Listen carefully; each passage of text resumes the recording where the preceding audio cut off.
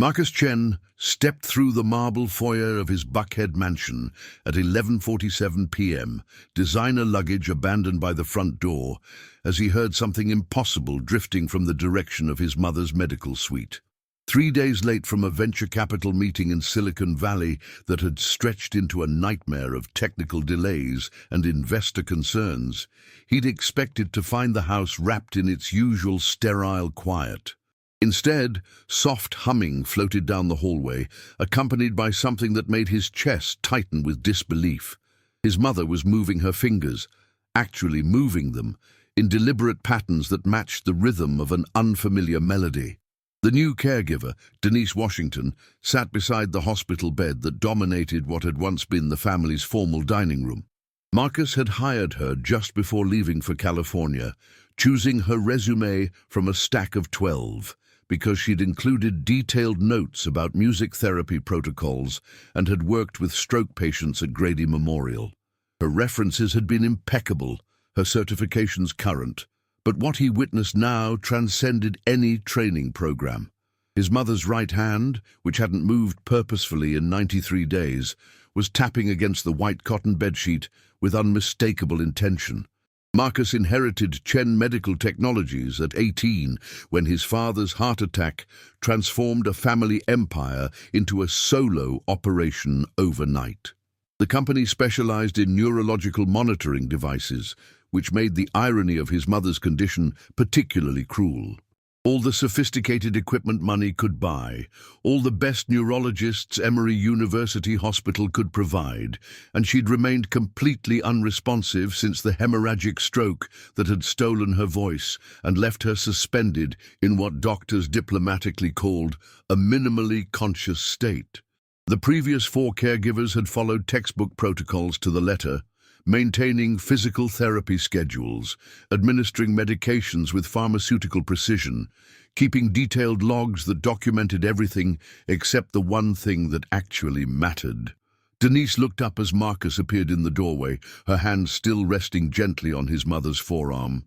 She didn't seem startled or defensive, just quietly confident in a way that reminded him of the ICU nurses who'd made the difference during his own childhood hospitalizations for severe asthma.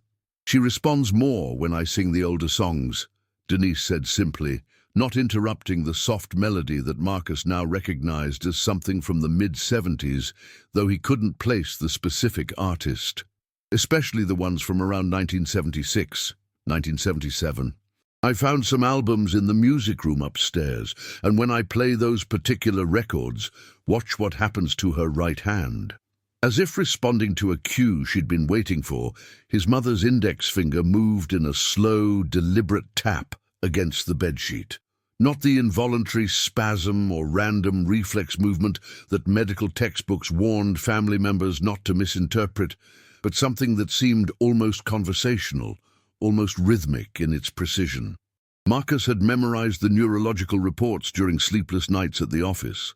He could recite Glasgow Coma scale scores, interpret EEG readouts that showed minimal brain activity, quote, prognosis statistics that gave her less than 15% chance of meaningful recovery.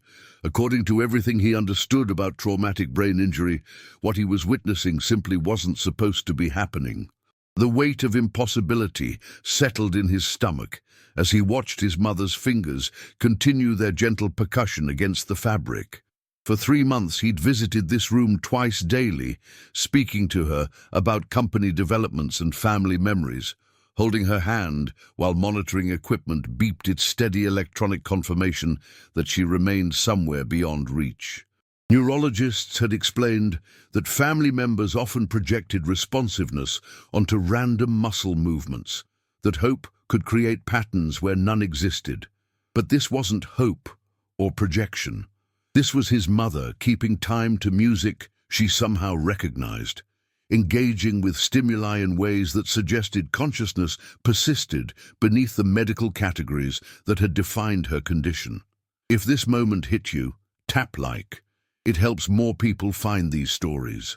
The next morning brought Atlanta's typical September humidity and Marcus's first call to Dr. Patricia Hernandez, the neurologist who'd been managing his mother's care since the stroke. Dr. Hernandez had 22 years of experience with traumatic brain injuries and had been consistently, compassionately pessimistic about expecting significant improvement at this stage of recovery. Her office on Clifton Road, near Emory's campus, was lined with certificates and medical journals that spoke to expertise Marcus respected, which made her initial skepticism all the more frustrating. "Mr. Chen, I understand your hope, and I've seen families interpret coincidental muscle activity as purposeful response many times over the years.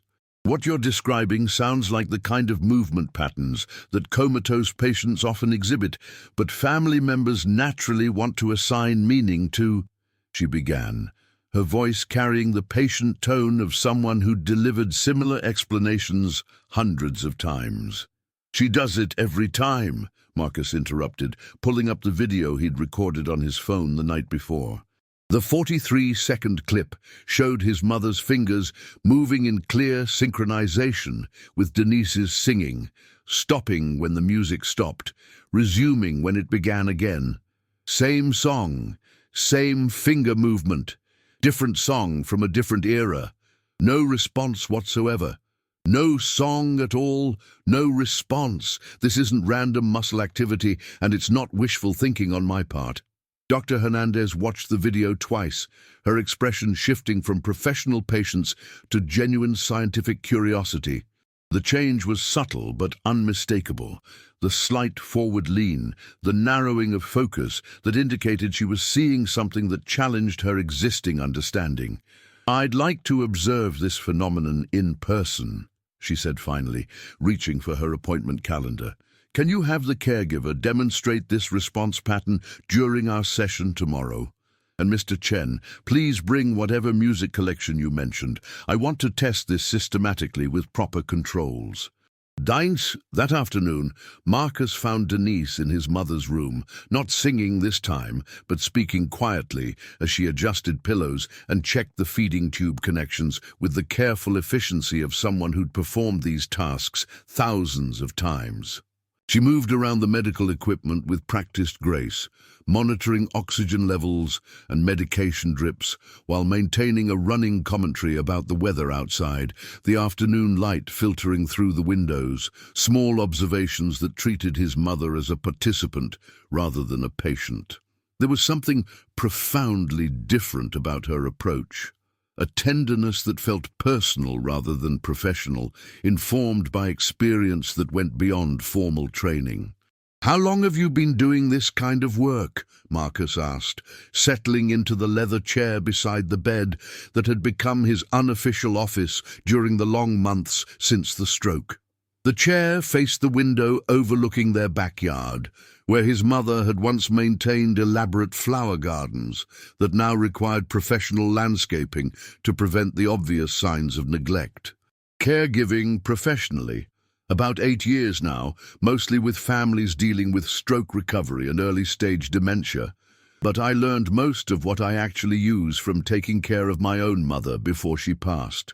Denise continued her methodical work as she talked, checking his mother's pulse and making notes in a small leather journal she kept separate from the official medical charts required by insurance companies. She had early-onset Alzheimer's, diagnosed when she was 59. Still young enough to be frightened by what was happening to her mind, old enough to understand exactly what she was losing. Marcus noticed the journal, observing the detailed timestamps and careful handwriting that documented observations no medical protocol required. "What made you think to try singing to my mother specifically?" "She gets restless around the same time every evening, usually around 9:30. Her heart rate increases, she shifts position more frequently, sometimes her breathing becomes irregular. I tried the standard interventions first, adjusting room temperature, changing her position, dimming the lights, playing different types of background music." Denise showed him a page of her notes, revealing heart rate measurements and descriptions of finger movements documented with scientific precision over the past week. But what actually calmed her down was singing specific songs from those albums upstairs, Not just any music from that era, but particular tracks by Stevie Wonder and Aretha Franklin from the mid-70s. I used to be a music teacher before I transitioned into care work, so I know how to recognize patterns that other people might miss. When Dr. Hernandez arrived the following day, she brought portable EEG equipment and a research assistant from Emory's neuroscience department, transforming the converted dining room into an impromptu laboratory. Marcus had spent the morning sorting through his mother's record collection, pulling out albums from her college years at Spelman that told the story of a young woman who'd loved Motown, jazz, and the emergence of disco. The collection revealed a musical landscape that had been the soundtrack to her early 20s, when she'd met Marcus's father at a medical device trade show in Chicago and fallen in love with both him and the possibilities of building something meaningful together. "Let's establish baseline measurements first," Dr. Hernandez said, positioning electrodes on his mother's scalp while her assistant calibrated monitoring equipment that looked remarkably similar to devices Chen Medical Technologies manufactured for other hospitals. 10 minutes of normal room sounds, no music, to document her current neurological activity levels. The EEG readout displayed the same minimal patterns they'd been recording for months. Enough brain activity to indicate consciousness persisted somewhere beneath the surface, but not enough to suggest meaningful cognitive function remained accessible. Then Denise began singing Sir Duke, her voice soft but clear, filling the room with melody that had been absent for too long. The EEG display changed almost immediately. Not dramatically. The alterations were subtle enough that untrained observers might have missed them, but unmistakably different from baseline readings. Increased activity appeared in the temporal lobe, the brain region associated with memory processing and auditory interpretation. His mother's finger movements became more pronounced, and her heart rate, which had been steady at 72 beats per minute for the past hour, increased to 86 and held there for the entire duration of the song. "Now, play something from a completely different time period," Dr. Hernandez instructed, her voice tight with the controlled excitement of a scientist encountering unexpected data. Something from the 80s or 90s that wouldn't have been part of her formative musical experiences. Marcus selected a Madonna album from 1984, music that had been popular when his mother was already married, and focused on building the family business rather than discovering new artists. The EEG activity returned immediately to baseline levels. His mother's fingers went still, her heart rate decreased, and the subtle signs of engagement that had been visible during the Stevie Wonder song disappeared completely. "Now back to the 70s material," Dr. Hernandez said, making rapid notes on her tablet while monitoring multiple data streams simultaneously. Aretha Franklin's voice filled the room with "Freeway of Love," and again the monitors showed measurable neurological changes. This time, his mother's eyes moved beneath closed lids for the first time Marcus had witnessed since the stroke, a development that made Dr. Hernandez lean forward and adjust her recording equipment to capture every detail. The next hour involved systematic testing that would have made Marcus's product development team proud. Different songs, different artists, different decades, all carefully documented with the kind of methodical approach that separated legitimate medical research from wishful thinking. The results formed a consistent pattern that defied conventional understanding of stroke recovery. Music from 1975 to 1978 produced measurable neurological responses and visible physical reactions, while music from other periods generated no response whatsoever. "This is clinically significant," Dr. Hernandez told Marcus as they reviewed the accumulated data, her professional skepticism replaced by scientific fascination. Music-triggered memory responses in minimally conscious patients have been documented in medical literature, but not usually with this degree of specificity tied to particular autobiographical periods. I'd like to develop a formal protocol around this approach and monitor the results over time. Ruse, share your take in the comments. What felt like the turning point for you? That evening, Marcus found himself thinking about his mother's college years with an intensity that surprised him.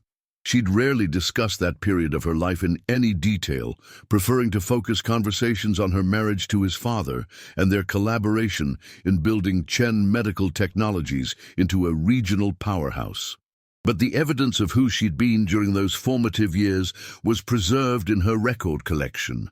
She'd been 23 when Songs in the Key of Life was released, 24 when she'd acquired the bootleg Aretha Franklin concert recording that now triggered finger movements 3 decades later. Those had been her years of independence and self-discovery, when neural pathways were encoding the memories that somehow, 96 days after a devastating stroke, could still illuminate her brain on sophisticated monitoring equipment.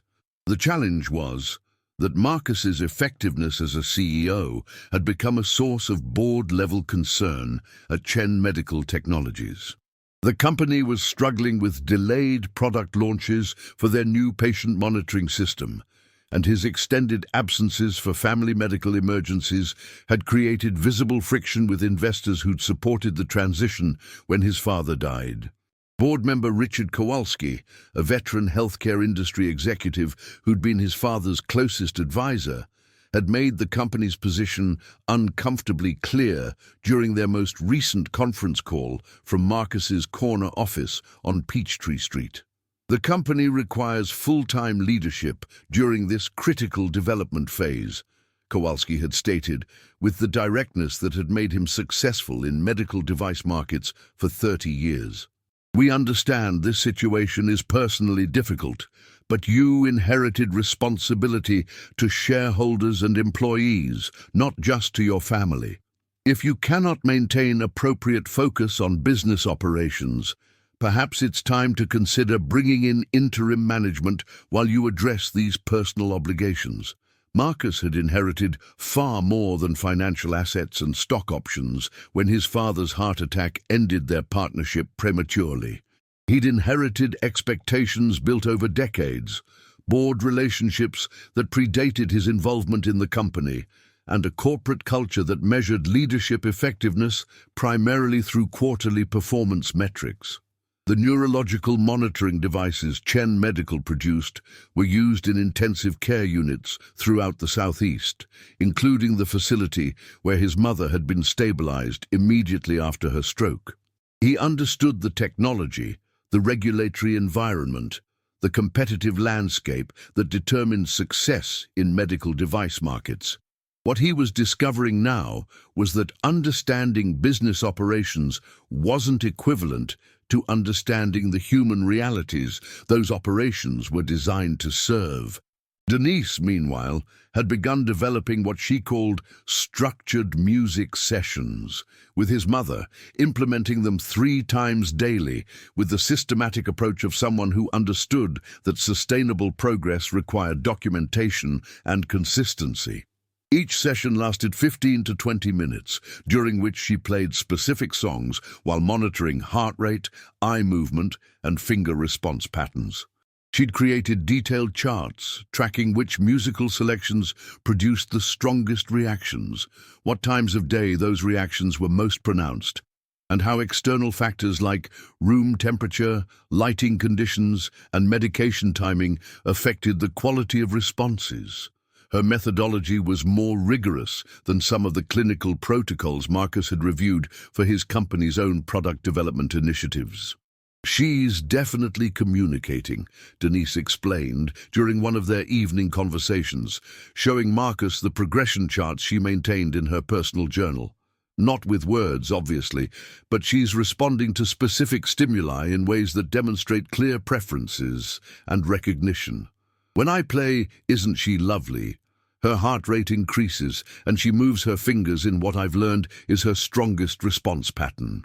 When I play "As," her heart rate remains steady, but she turns her head slightly to the right, which she doesn't do for any other song. Different musical selections, different physical responses. That level of specificity indicates cognitive processing that goes far beyond random muscle activity. 3 weeks into this evolving routine, Marcus's mother experienced her first serious medical crisis since the initial stroke. A urinary tract infection led to high fever and delirium, complications that temporarily erased every gain they documented over the previous month. Her responsiveness to music disappeared completely, her finger movements stopped, and for 48 hours she returned to the unresponsive state that had defined the first 3 months following her stroke. The EEG readings flattened to levels they hadn't seen since her initial hospitalization, and Marcus found himself confronting the devastating possibility that everything they'd been building might have been temporary, fragile, ultimately unsustainable. Infections frequently cause temporary cognitive setbacks in brain injury patients, Dr. Hernandez explained, as they monitored his mother's condition while waiting for antibiotics to reduce her fever and clear the bacterial infection. But the neural pathways that were responding to music therapy are still intact. Once her system eliminates the infection and her general health stabilizes, we should see those responses return to previous levels. Marcus spent those 2 days at his mother's bedside, watching monitors that showed no meaningful change, listening to Denise sing songs that now produced no visible response whatsoever. He'd been preparing to announce the music therapy program as a pilot project at Chen Medical's partner hospitals throughout Georgia. But the sudden regression forced him to question whether he'd been foolish to believe that neurological progress could be sustained over time, whether he'd confused hope with evidence in ways that would embarrass both him and the company. On the 3rd day, as his mother's fever finally broke and her vital signs began returning to normal ranges, Denise attempted one more session with superstition. The finger movements returned immediately, stronger and more coordinated than they'd been before the infection, and this time they were accompanied by something unprecedented. His mother's eyes opened for nearly 10 seconds, looking directly at Denise as she sang, maintaining eye contact with an intensity that suggested recognition, connection, perhaps even gratitude.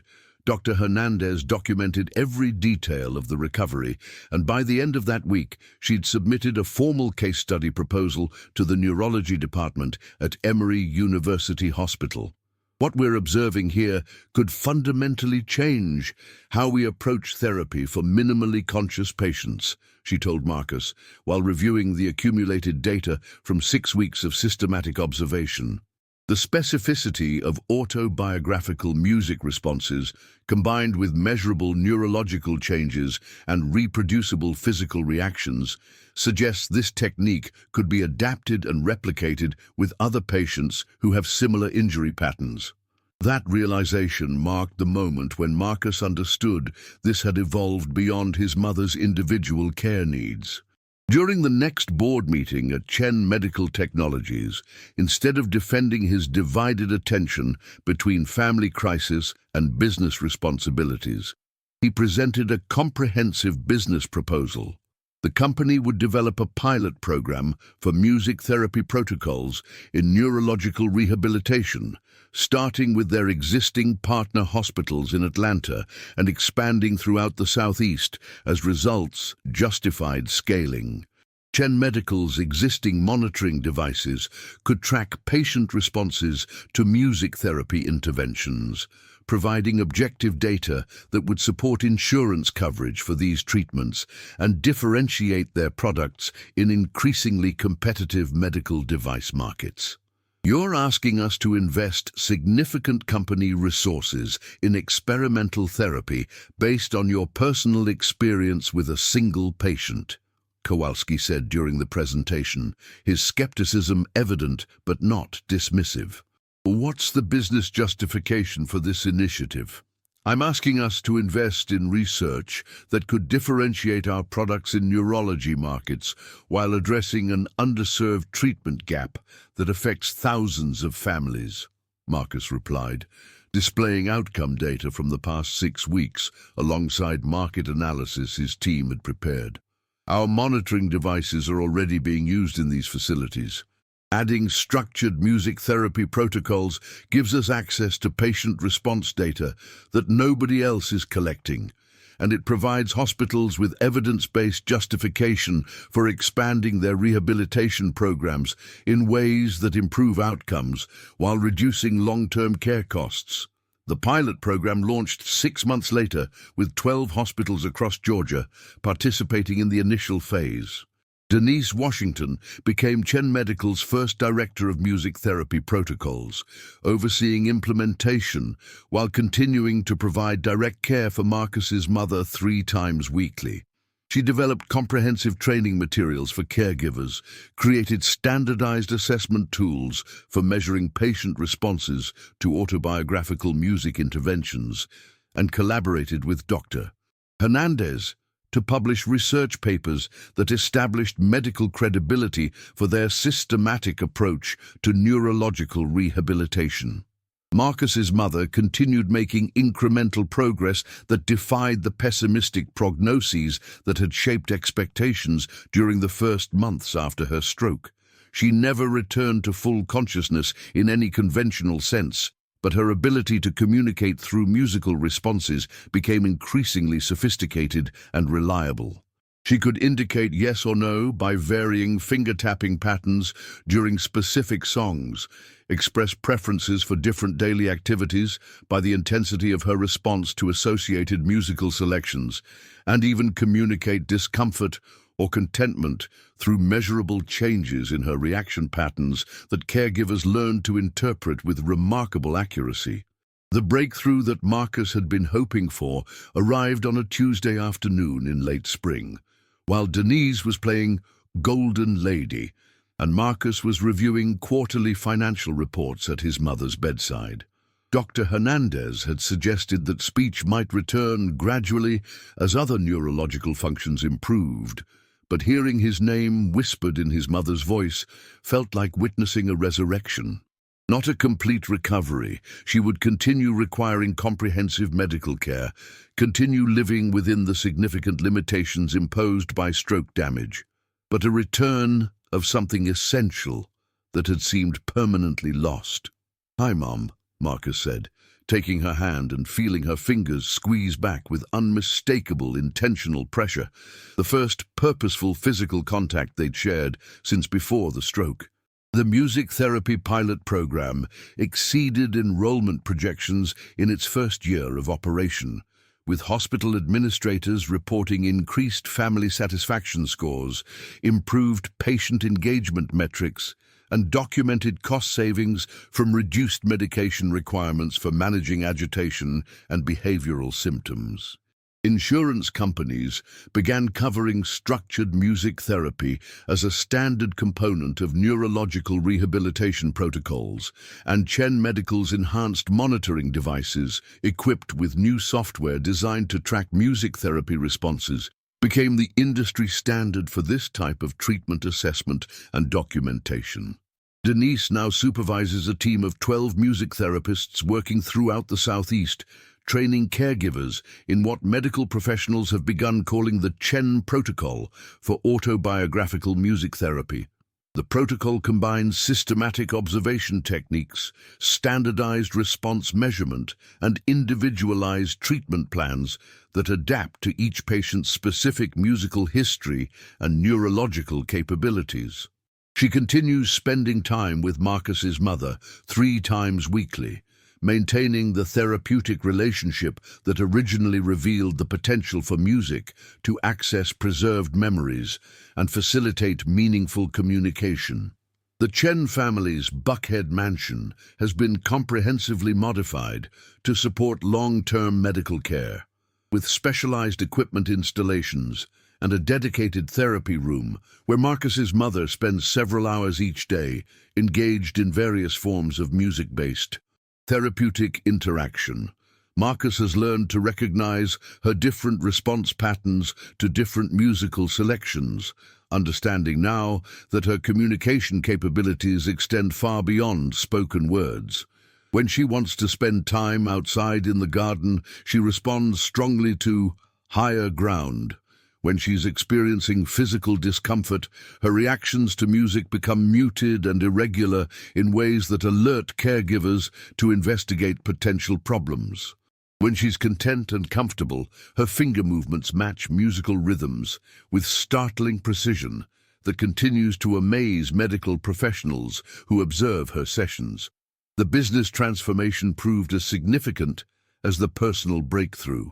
Chen Medical Technologies developed a reputation for innovation in patient-centered medical device development, attracting new clients specifically because of their music therapy integration capabilities and their understanding of family-focused care approaches.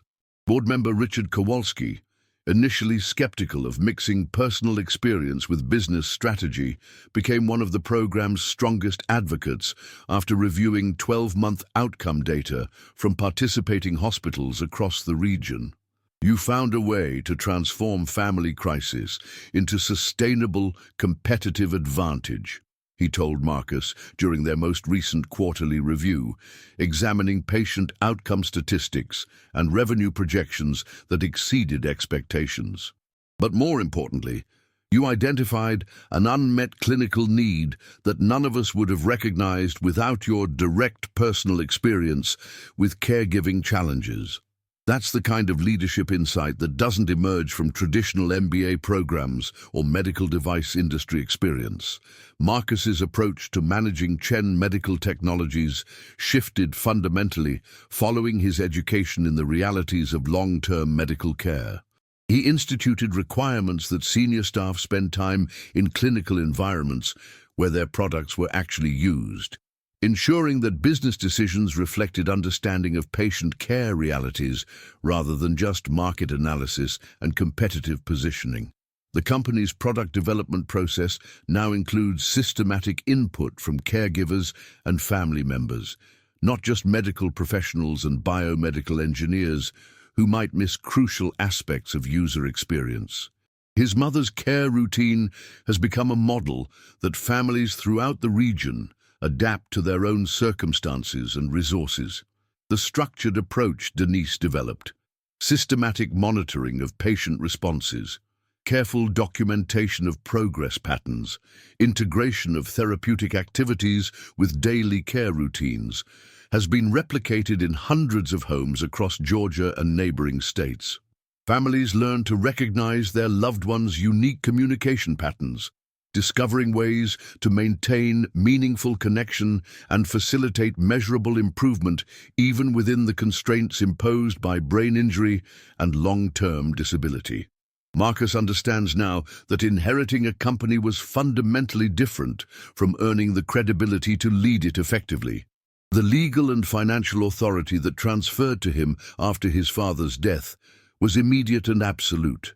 But the wisdom to make decisions that genuinely served people's needs had to be developed through direct experience with the challenges those decisions would affect. His mother's stroke had initially seemed like a devastating distraction from business responsibilities that required his full attention. Instead, it became the foundation for understanding how business success could be measured by its positive impact on human dignity, rather than exclusively through quarterly profit margins and market share growth. Music continues playing in his mother's room every day, filling the space with melodies that unlock responses that continue to amaze medical professionals and family members who witness her sessions. Stevie Wonder, Aretha Franklin, and the other artists who provided the soundtrack to her young adulthood persist in accessing neural pathways that preserve aspects of her personality and preferences that seemed permanently lost. Some days produce better responses than others. Her condition fluctuates with fatigue levels, medication adjustments, and the general unpredictability that characterizes brain injury recovery. But the baseline has shifted permanently upward. She is present and engaged in ways that seemed impossible during those first 3 months of unresponsive silence. Dr. Hernandez continues documenting their ongoing case study, now part of a multi-site research project examining autobiographical music therapy effectiveness across diverse patient populations and injury types. The accumulated data reveals consistent patterns that support broader clinical applications. Patients respond most strongly to music from their late teens and early 20s. the developmental period when long-term memories are most deeply encoded. The therapeutic approach works best when implemented consistently by familiar caregivers who invest time in learning to recognize individual patients' unique response patterns and communication preferences. The implications for medical care continue expanding beyond what anyone anticipated when Marcus first heard Denise singing to his mother. Chen Medical's music therapy protocols are being adapted for Alzheimer's treatment, autism intervention, and rehabilitation following various types of traumatic brain injury. Hospital systems across the country have begun implementing similar programs, utilizing Chen Medical's monitoring equipment to track patient responses and demonstrate treatment efficacy to insurance providers who require objective evidence before approving coverage for innovative therapeutic approaches. Marcus's evolution as CEO reflects broader changes in how medical device companies understand their role in supporting comprehensive patient care, rather than simply manufacturing sophisticated equipment. The company's mission statement now emphasizes technology that enhances human connection, reflecting hard-won understanding that medical devices succeed when they facilitate meaningful relationships between patients and caregivers rather than attempting to replace those relationships with automated solutions that ignore the irreplaceable value of personal attention and individualized care. Morning routines in the Buckhead house have developed into structured therapeutic sessions that blend medical necessity with family connection. Denise arrives at 8 a.m., reviews detailed overnight notes from the night shift caregiver, and begins the day's first music session with whatever selections produced Marcus's mother's strongest responses during the previous day. Marcus joins them when his schedule permits, working on his laptop while his mother's finger movements provide gentle, rhythmic accompaniment to the daily business of managing a medical technology company that now serves thousands of families facing similar challenges. Their breakfast conversations, Marcus speaking aloud about company developments and strategic decisions, while his mother responds through finger-tapping patterns and eye movements, have evolved into a form of consultation that grounds business choices in personal understanding of what their products actually mean to families who depend on them for maintaining connection with loved ones, whose conditions might otherwise isolate them from meaningful participation in daily life. Some mornings, his mother manages to speak a few words. Coffee, when she recognizes the aroma from Marcus's morning cup from the Starbucks on Peachtree Street. Rain, when she hears thunderstorms approaching from the west across Atlanta's sprawling suburbs. Music, when she wants Denise to begin the day's first formal therapy session.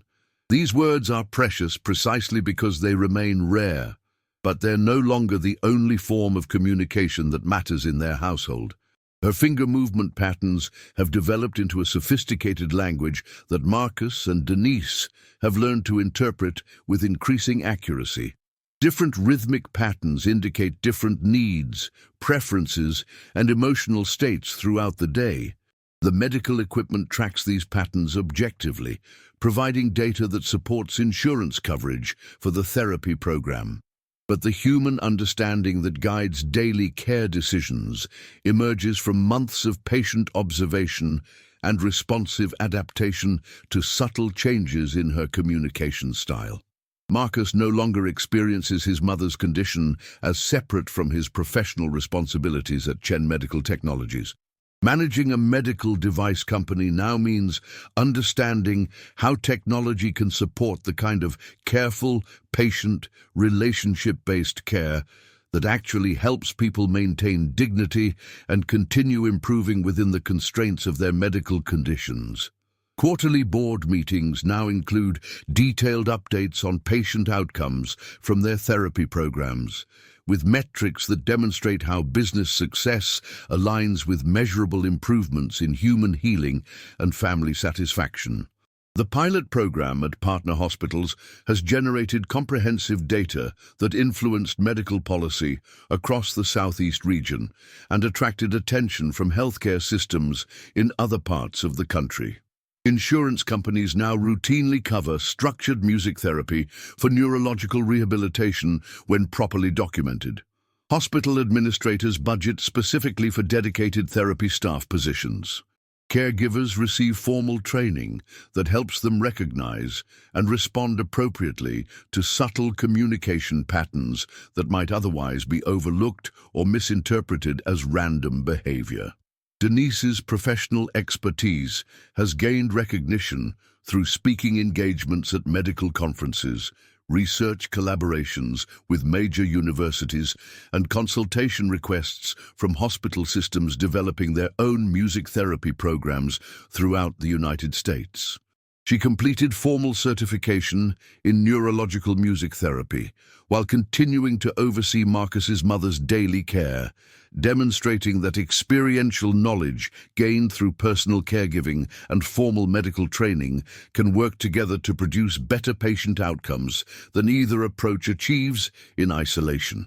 If stories like this matter to you, consider subscribing so you don't miss the next one. The music room upstairs, where Marcus originally discovered his mother's extensive record collection, has been converted into a comprehensive resource library for their family's therapy program and the broader research initiative it spawned. The albums that triggered his mother's initial breakthrough responses have been carefully digitized and incorporated into therapeutic playlists designed to support different aspects of her daily routine. Morning activation music energizes her for physical therapy sessions. Afternoon relaxation selections help manage pain and anxiety. Evening wind-down songs prepare her for restful sleep that supports overnight healing processes. The systematic documentation approach that began with Denise's intuitive observations has expanded into standardized protocols that guide caregivers working with similar patients throughout the Southeast and beyond. The methods she developed, tracking response patterns over time, noting environmental factors that influence therapy effectiveness, adjusting treatment plans based on ongoing patient feedback, have become established best practices that improve outcomes across multiple hospital systems and home care situations. Marcus's understanding of effective leadership underwent fundamental transformation through witnessing Denise's approach to professional caregiving responsibilities. She consistently combined deep technical knowledge with genuine personal investment in patient outcomes, modified standard protocols based on individual patient needs and preferences, and maintained meticulous records that supported both daily care decisions and broader research objectives that could benefit other families. These qualities, clinical competence, adaptive flexibility, thorough documentation, emotional investment in results, became the leadership standards Marcus applied to business management at every level of the organization. Chen Medical Technologies' corporate culture shifted toward what Marcus describes as evidence-based empathy, an approach that requires both rigorous data analysis and deep understanding of human impact when making business decisions. Product development initiatives now systematically include input from patients and their families alongside feedback from medical professionals. Marketing strategies emphasize clinical outcomes that matter to caregivers rather than focusing exclusively on technical specifications designed to impress hospital purchasing committees who might not fully understand patient care realities. 6 months after his mother spoke his name for the first time since the stroke, she managed her first complete sentence during their regular morning therapy session. "Thank you for the music." The words emerged while Denise was playing As, one of the songs that had consistently produced strong neurological responses since those early experimental sessions that established the foundation for everything that followed. Marcus was reviewing patient outcome data from their hospital partners when he heard his mother's voice, clear and intentional, in a way that reminded him powerfully of conversations they'd shared before the stroke forever changed their family dynamics. That sentence represented far more than personal progress for their family. It demonstrated conclusively that structured music therapy could facilitate recovery of complex communication abilities, not just basic responsive behaviors that families might interpret optimistically. Dr. Hernandez included this milestone in research papers that influenced treatment protocols for minimally conscious patients at medical centers across the country, establishing their approach as a legitimate therapeutic intervention worthy of insurance coverage and professional implementation. Marcus's mother continues requiring comprehensive medical care for all aspects of daily living. The stroke damage cannot be reversed through any known medical intervention, and her needs include assistance with every basic activity from eating to personal hygiene. But within those significant limitations, she has reclaimed forms of communication and personal expression that seemed permanently lost during those first terrifying months after the hemorrhage. The music therapy program provides reliable structure for continued improvement, effective methods for indicating preferences and needs, and opportunities for meaningful connection that enrich her daily experience in ways that purely medical care could never achieve alone. The business success that emerged from this intensely personal family experience has created financial and organizational resources to expand the program far beyond what Marcus could have achieved through family funds alone. Gen Medical Technologies now funds music therapy research at 6 major universities, provides specialized equipment for training programs that certify caregivers in autobiographical music therapy techniques, and maintains a scholarship fund that helps families access quality specialized care, regardless of insurance coverage limitations or economic circumstances. Comprehensive data from 3 years of program implementation demonstrates measurable improvements in patient outcomes across multiple clinical metrics that matter to families and healthcare systems alike. Hospital length of stays decreased by an average of 12% for patients receiving structured music therapy, compared to control groups receiving standard care only. Family satisfaction scores increased by 28% in facilities implementing the CHEN protocol. Medication requirements for managing agitation and anxiety decreased by 35% among participating patients. These statistical improvements translate into cost savings that justify program expansion and insurance coverage, but they represent something more fundamental than economic efficiency. Systematic recognition that human connection and personalized attention produce better medical outcomes than standardized protocols implemented without regard for individual patient needs and preferences. Marcus's mother now participates actively in what Denise calls collaborative care planning, a weekly process that involves the entire care team in making decisions about her ongoing treatment and daily routine preferences. During these family meetings, they play different musical selections while discussing upcoming medical appointments, therapy goals, and household decisions that affect her comfort and engagement. Her responses, finger movements, eye contact patterns, occasional spoken words, provide crucial guidance for decisions about her care routine that honor her remaining autonomy while ensuring her medical needs are met comprehensively. This collaborative approach has been adapted by hundreds of families dealing with similar conditions throughout the region and beyond.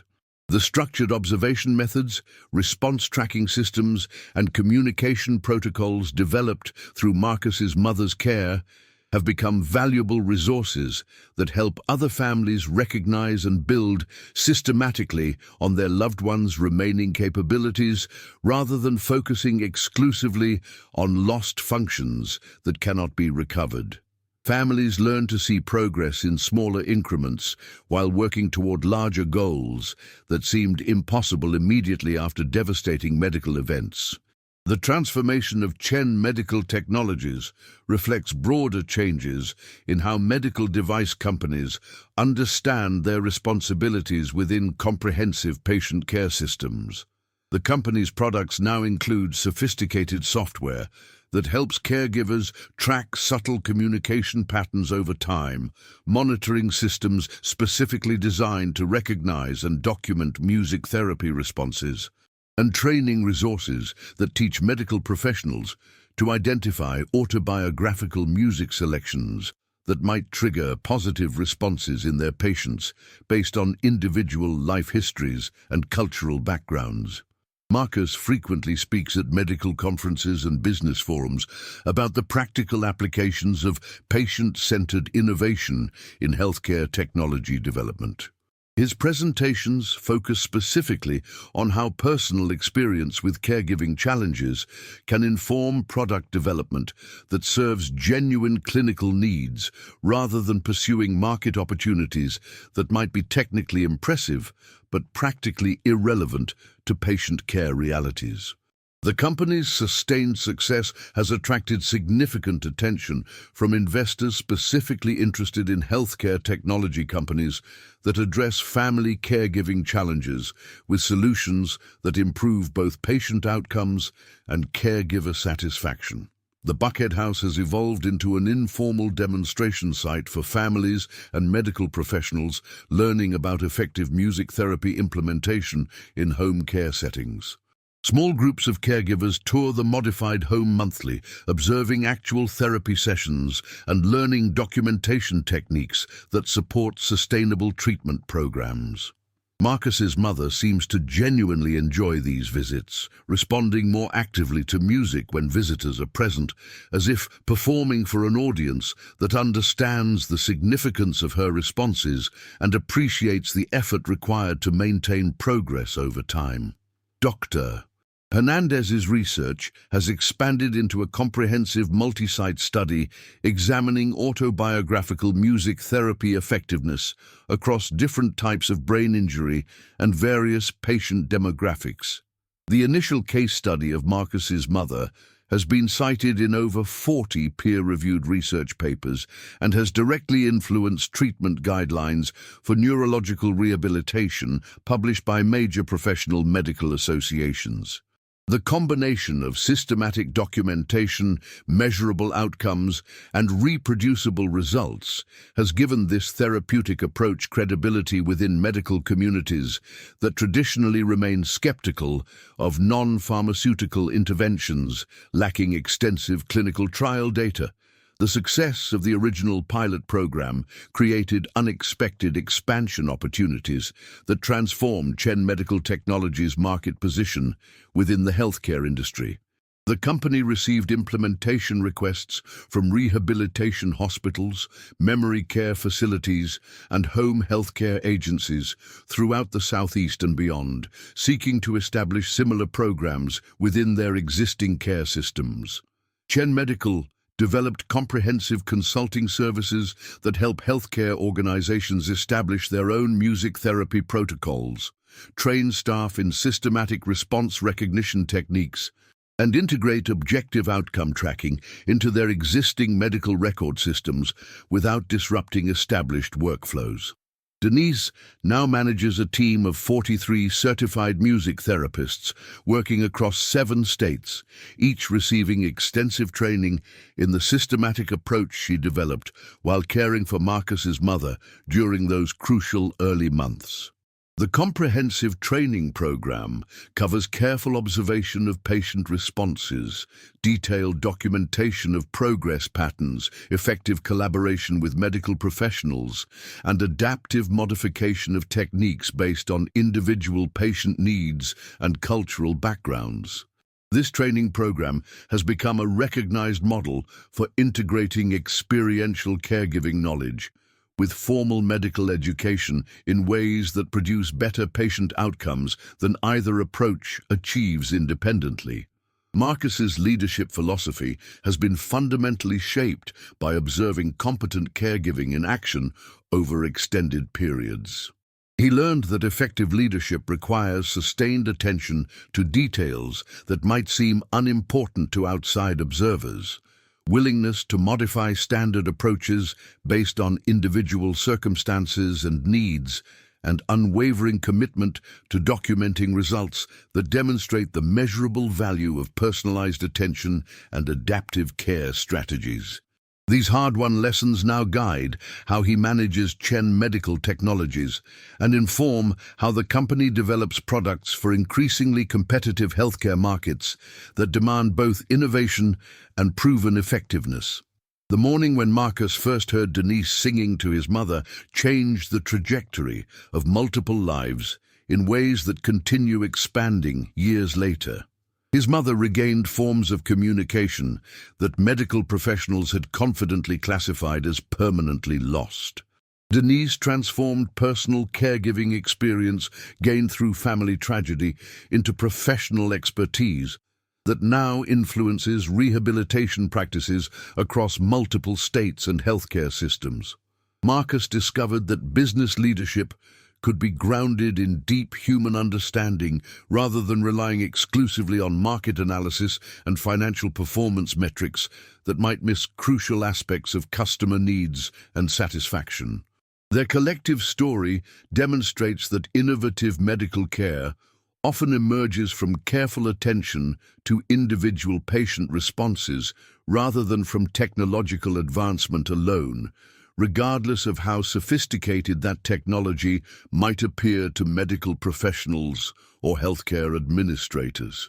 The music therapy protocols that began with one caregiver's intuitive approach to a single patient have evolved into evidence-based treatments that measurably improve outcomes for hundreds of patients while reducing costs for healthcare systems. The systematic documentation and outcome measurement that validate these treatments require both genuine personal investment in patient welfare and professional rigor in data collection and analysis. Chen Medical Technologies continues expanding rapidly, but its success is now measured primarily by positive impact on patient care quality rather than exclusively through traditional financial performance indicators. The company's products support the kind of attentive, relationship-based caregiving that actually helps people improve within their medical constraints. And its business model demonstrates conclusively that healthcare innovation can be both financially profitable and deeply humane in ways that serve all stakeholders effectively. Marcus's mother remains the daily inspiration for everything the company has achieved in neurological care innovation and patient-centered product development. Her ongoing progress, sometimes measured in subtle finger movements, sometimes in clearly spoken words, always in the unmistakable evidence of her continued presence and evolving personality, reminds everyone involved that medical technology succeeds most completely when it serves human connection, rather than attempting to replace irreplaceable aspects of personal care and family relationships. The music continues playing every day in the house on Peachtree Street, with different songs selected for different aspects of her therapeutic routine, carefully adjusted based on her documented responses and clearly expressed preferences.